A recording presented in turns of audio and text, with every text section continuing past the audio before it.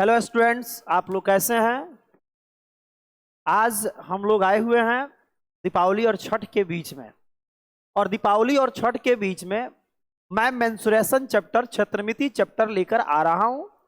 और पूरे चैप्टर का सारांश मैं आज आप लोग को पढ़ा दूंगा। उसका सूत्र पढ़ा देता हूं इस वीडियो में, और उसके बाद एक एक क्वेश्चन आपका एनसीईआरटी का जितना क्वेश्चन है ऑल क्वेश्चन मैं बताऊंगा।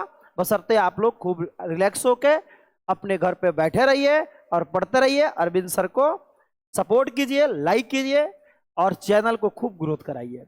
तो हम लोग का चैप्टर जो है क्षेत्रमिति का पहला चैप्टर हम लोग का क्षेत्रमिति में है 12, जिसका नाम है वृत्त। वृत्त का क्षेत्रफल।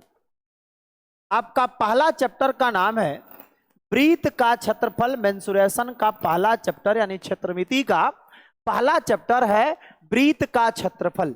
यानी वृत्त के क्षेत्रफल के बारे में, वृत्त के परिमाप के बारे में, वृत्त के सभी घटनाओं के बारे में हमको अध्ययन करना है। तो इसमें सबसे पहले हम लोग जानेंगे कि वृत्त होता क्या है। यह हम लोग का वृत्त है, यह हम लोग का वृत्त है, यह हम लोग का वृत्त है। और एक जो वृत्त होता है, उस वृत्त को जब हम खींचते हैं तो जिस बिंदु से हम वृत्त को खींचते हैं उसको केंद्र कहते हैं, और इसके केंद्र को सूचित करते हैं सी से। और इस वृत्त के चारों ओर के दूरी को हम लोग कहते हैं परिधि। वृत्त के चारों ओर के दूरी को कहते हैं परिधि, और इस परिधि को सूचित करते हैं सी से। ठीक है, तो परिधि है, वृत्त के चारों ओर के दूरी को हम लोग कहते हैं परिधि। परिधि एक लंबाई होती है। और वृत्त, कोई भी वृत्त एक केंद्र से खींचा होता है उसको भी सी से, केंद्र वृत्त के केंद्र को भी हम लोग सी से सूचित करते हैं। इस केंद्र से लेकर और इसके परिधि के बीच के दूरी को, इसके चारों ओर की परिधि के बीच के दूरी को त्रिज्या कहते हैं, जिसको हम लोग आर से सूचित करते हैं। जिसको हम लोग किससे सूचित करते हैं? आर से। तो अभी हम लोग सीखे कि एक वृत्त जो होता है उस वृत्त का एक केंद्र होता है, एक केंद्र होता है, और उस केंद्र के चारों ओर के वक्र रेखा को हम लोग वृत्त कहते हैं। उसके बाद इसके चारों ओर की रेखा के लंबाई को हम लोग वृत्त की परिधि कहते हैं। और वृत्त की परिधि एक लंबाई है। वृत्त के केंद्र और परिधि के बीच के दूरी को वृत्त की त्रिज्या कहते हैं। क्या कहते हैं? तो त्रिज्या कहते हैं। उसके बाद वृत्त की और सी घटनाएं होती है।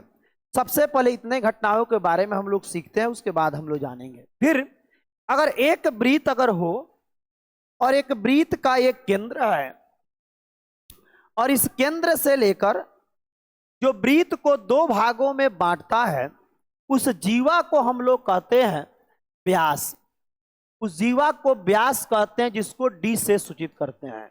एक जीवा होती है जो वृत्त को दो भागों में बांटती है, दो बराबर भागों में बांटती है, उस जीवा को वृत्त का व्यास कहते हैं। यानी वृत्त की वैसी जीवा जो सबसे बड़ी होती है उसी को हम लोग वृत्त का व्यास कहते हैं। ठीक है, तो व्यास समझ में आएगा, त्रिज्या समझ में आएगा, चारों ओर के दूरी को परिधि कहते हैं, समझ में आ गया।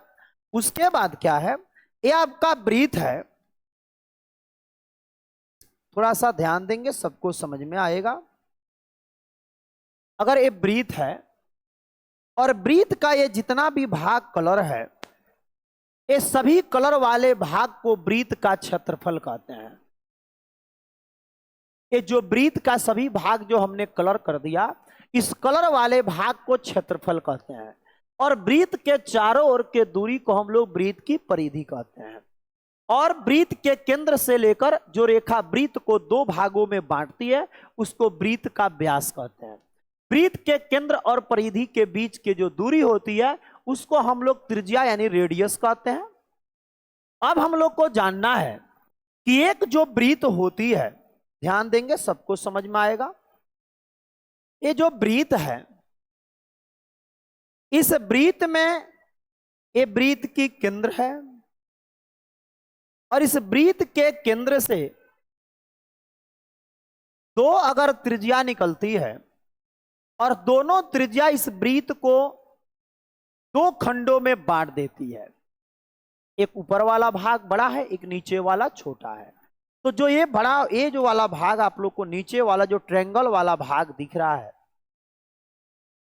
ये भी आपका त्रिज्य खंड है कि दो त्रिज्या और एक नीचे वाले भाग को जीवा कहते हैं, चाप कहते हैं, सॉरी नीचे वाले भाग को हम लोग चाप कहते हैं। वृत्त के परिधि जो होती है उस परिधि के कोई भी अगर भाग हम लोग ले लेते हैं, छोटा सा भाग, ये जो इसको चाप कहते हैं, इसे चाप कहते हैं। तो वृत्त का ये चाप हुआ और ये वृत्त की त्रिज्या हुई। तो दो त्रिज्या और एक चाप के द्वारा जो खंड बनता है उसको हम लोग कहते हैं त्रिज्य खंड। त्रिज्य खंड दो होते हैं, एक को कहते हैं लघु त्रिज्य खंड और एक को कहते हैं दीर्घ त्रिज्य खंड। ये जो छोटा वाला भाग दिख रहा है इसको कहते हैं लघु त्रिज्य खंड, लघु त्रिज्य खंड कहते हैं, ठीक है। इसके ऊपर वाला भी भाग देखिए, ये भी आपका वृत्त की परिधि है, ये भी आपका वृत्त की परिधि है और ये वृत्त की त्रिज्या है। तो दो त्रिज्या और बड़े वाले चाप, इसके ये हुआ छोटा वाला चाप, ऊपर हुआ बड़ा वाला चाप। तो इसके चाप के द्वारा और दो त्रिज्या के द्वारा जो बड़ा वाला भाग बन रहा है इसको कहते हैं दीर्घ त्रिज्य खंड, दीर्घ त्रिज्य खंड। तो त्रिज्य खंड कितने होते हैं? दो, एक होता है लघु त्रिज्य खंड और एक होता है दीर्घ त्रिज्य खंड। इसी को हम लोग संगत त्रिज्य खंड भी कहते हैं, संगत त्रिज्य खंड कहते हैं। इसमें ये वृत्त की त्रिज्याएं होती है दो और एक आपका चाप होता है और यहाँ दोनों के त्रिज्या के द्वारा वृत्त के केंद्र पर जो कोण बनता है उसको थीटा कहते हैं, उसको हम लोग थीटा कहते हैं। क्या कहते हैं जी? तो उसे हम लोग थीटा कहते हैं। क्या कहते हैं? थीटा कहते हैं। तो ये हम लोग समझ गए कि त्रिज्य खंड में। अब एक और जानना हम लोग को, अब हम लोग को जानना है, थोड़ा सा ध्यान देंगे समझ में आएगा। ये तो इसके चारों ओर के दूरी को हम लोग वृत्त की परिधि कहते हैं, ये हमारा वृत्त का केंद्र है। अब इसमें एक हमने जीवा खींचा, ये हमारा जीवा है, जो वृत्त को दो भागों में बांटता उसको जीवा कहते हैं। और यही जीवा जो वृत्त को दो बराबर भागों में बांटता उसको व्यास कहते हैं। और व्यास जो होता है वृत्त की सबसे बड़ी जीवा होती है, ये वृत्त की जीवा है। तो वृत्त की जीवा इस वृत्त को दो खंडों में बांट दिया, एक छोटा खंड और एक बड़ा खंड। ये छोटे वाले को खंड को हम लोग कहते हैं लघु वृत्त खंड, लघु वृत्त खंड। और ऊपर वाले जो बड़ा वाला भाग है इसको कहते हैं दीर्घ वृत्त खंड, दीर्घ वृत्त खंड। तो हम लोग समझे कि वृत्त खंड और त्रिज्य खंड दोनों अलग अलग चीज है। त्रिज्य खंड में दो त्रिज्याएं होती है, दो त्रिज्या होती है और एक आपका चाप होता है। लेकिन वृत्त खंड में एक जीवा होती है और एक इसमें मात्र चाप होता है, इसमें त्रिज्या नहीं होती है। लेकिन जब ये जीवा बनता है तो ये जीवा वृत्त के केंद्र पर कोण बनाता है। ये कोण जितना डिग्री का बनाता है उसको हम लोग थीटा कहते हैं। क्या कहते हैं? ए थीटा कहते हैं। क्या कहते हैं? थीटा कहते हैं। अभी सबसे पहले ये बताइए कि वृत्त का केंद्र समझ में आ गया, वृत्त की जीवा समझ में आ गई, वृत्त की त्रिज्या समझ में आ गई, उसके बाद वृत्त में त्रिज्य खंड समझ में आ गया, वृत्त खंड समझ में आ गया। त्रिज्य खंड दो होते हैं दोनों समझ गया, वृत्त खंड भी दो होते हैं दोनों समझ गया। अब हम लोग चलते हैं इसके सूत्र के बारे में, समझ में आएगा। चाप भी समझ में आ गया, ये नीचे वाले को कहेंगे लघु चाप, ऊपर वाले को कहेंगे दीर्घ चाप। ये चाप जो है, ये चाप जो है वो परिधि का ही भाग होता है, ठीक है। अब हम लोग देखते हैं सूत्र। पहला सूत्र होता है वृत्त की परिधि। तो वृत्त की परिधि का अर्थ हुआ वृत्त के चारों ओर की दूरी। तो वृत्त का परिधि होता है 2 पाई r, जहां r आप लोग जानते हैं कि वृत्त की त्रिज्या होती है, जहां r आप लोग जानते हैं कि वृत्त की त्रिज्या होती है, वृत्त की त्रिज्या होती है। दो होता है वृत्त का क्षेत्रफल, तो वृत्त के क्षेत्रफल को a से सूचित करते हैं, इसका फॉर्मूला होता है पाई r स्क्वायर। तीसरा होता है अर्धवृत्त की, अर्धवृत्त की परिधि। अर्धवृत्त की परिधि में दो परिधि होती है। जब अर्धवृत्त की बात कही जाती है तो इसको आधा वृत्त कहते हैं। तो अर्धवृत्त की अगर परिधि कहता है तो पूरे वृत्त की परिधि 2 पाई आर होती है, तो आधा वृत्त की परिधि केवल पाई आर हो जाएगी, या ये पाई आर हो जाएगी। अगर आपका व्यास देता है तो वृत्त की परिधि का फॉर्मूला पाई डी होता है, जहां डी आपका व्यास है। उसी प्रकार अर्धवृत्त की परिधि कहे तो पाई आर या ये पाई डी का आधा हो जाता, अगर व्यास देगा तो 1/2 पाई डी हो जाता है। एक और इसमें होता है अर्धवृत्त का परिमाप, अर्धवृत्त का परिमाप। तो जब अर्धवृत्त का परिमाप कहता है तो अर्धवृत्त के परिधि में इसके ऊपर वाले व्यास को जोड़ देते हैं, तो जो व्यास होती है वो त्रिज्या की 2 गुनी होती है, यानी इसका अर्धवृत्त का परिमाप हो जाएगा पाई आर अब प्लस 2r, 2 त्रिज्याएं होती है। हम लोग जानते हैं कि वृत्त का जो त्रिज्या होती है वो व्यास की आधी होती है, चाहे जो व्यास होता है वो त्रिज्या की 2 गुनी होती है। ये समझ गया। उसके बाद होता है अर्धवृत्त का क्षेत्रफल।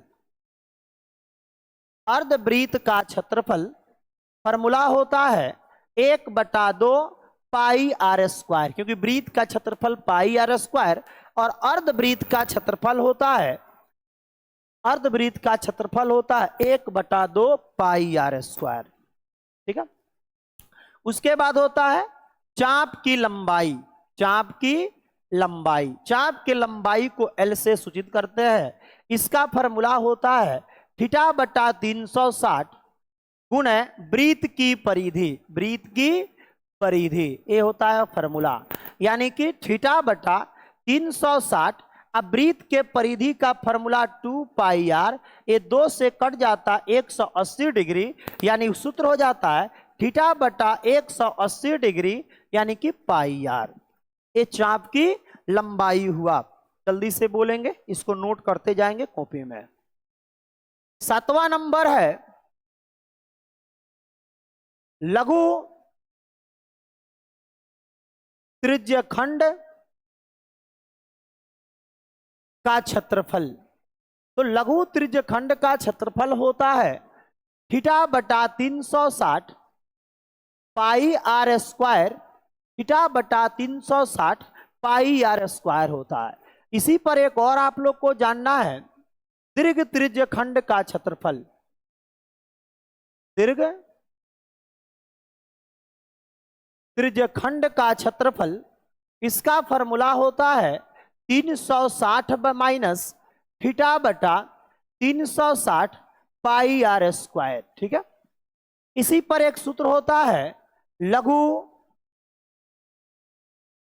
वृत्तखंड का क्षेत्रफल। लघु वृत्तखंड का क्षेत्रफल होता है θ/360 pi r square 1/2 r square sine theta. सभी सूत्र को लिखते जाइएगा साइन थीटा। 10 नंबर एक सूत्र होता है, ये तो हम लोग जान गए।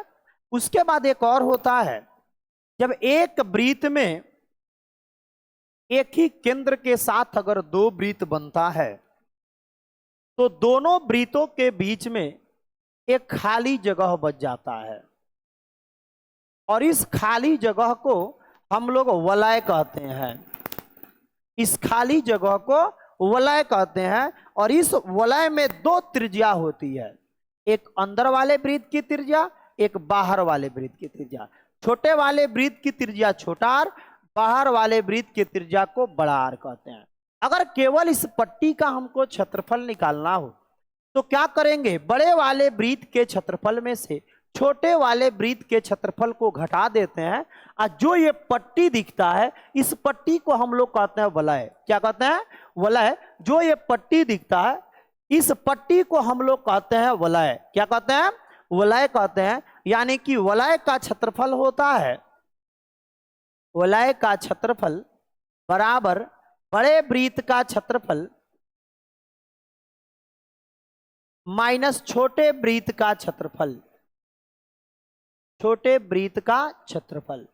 तो बड़ा वृत्त का क्षेत्रफल हो जाएगा पाई बड़ा आर स्क्वायर, और छोटे वृत्त का हो जाएगा पाई छोटा आर स्क्वायर।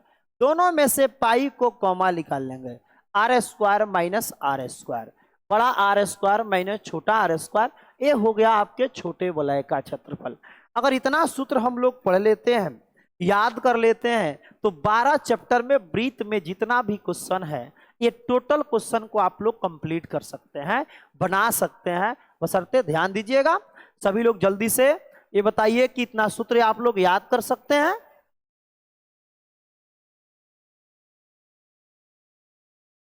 आप सभी जल्दी से बताइए कि आप सभी इसको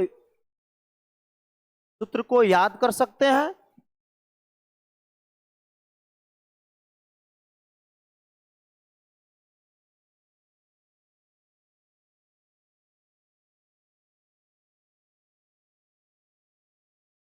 कर सकते हैं ना? जल्दी बोलिए, कर सकते हैं ना आप सभी? बहुत बहुत धन्यवाद। चलिए आप लोग कर सकते हैं, इतना सूत्र कंप्लीट कीजिए, उसके बाद एक्सरसाइज का भी पूरा क्वेश्चन आप लोग को मिलेगा। ठीक है, सूत्र को पहले सबसे पहले कंप्लीट कर लीजिए।